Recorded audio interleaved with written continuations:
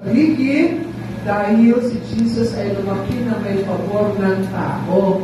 Okay? Hindi lang ng Panginoon. So, ang Pastor Alan po will be praying for Ramisha.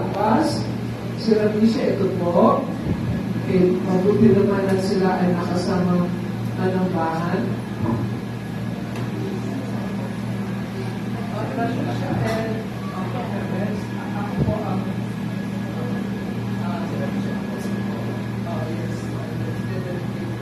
sila po lang po. Sino? Yan, sige po, tayo po'y abot manalangin. Panginoon, kami po'y narito po, Panginoon, sa iyong harapan.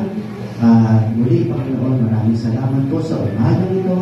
At ngayong umaga po ito, nandito po sa iyong harapan, si Ramisha, Panginoon.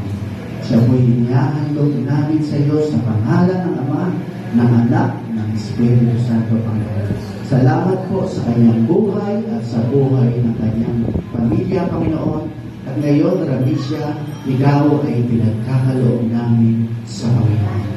Ang buhay mo ay patuloy na lalawig at nawa patuloy kang ingatan, bantayan at gabayan ng Panginoon mula sa iyong kabataan hanggang sa iyong pagtanda. Ang biyaya ng Diyos ay patuloy na dumaloy sa buhay mo at sa buhay ng iyong pamilya. Maraming salamat po. Ito po ang aming dalangin sa pangalan ni Jesus. Amen. Sige po, nagdalangin natin si Kiana.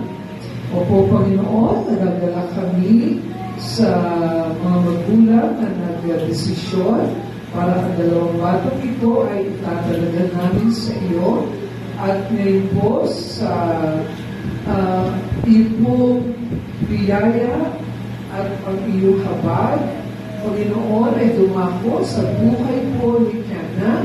Ang dalangin po namin na siya ay patuloy na lalaki na mayroong banal na takot sa Panginoon, na may pagmamahal sa iyo, paggalang at paglilingkod.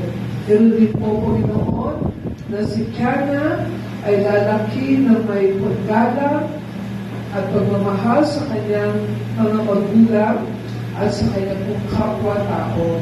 Hayaan niyo po, Panginoon, na ang magkapatid na to ay sabay na lalago sa kanilang pangangatawan, sa kanilang sosyal na buhay, sa kanilang kaisipan, at higit sa lahat, magiging masagana ang kanilang pagmamahal at paglilingkod sa Panginoon. At sa kanilang paglaki, gamitin mo sila, Lord, that your anointing will flow upon their lives in the name of Jesus. Aming pinatalaga ang dalawang batang ito sa pangalan ng Ama, ng Anak at ng Espiritu Santo.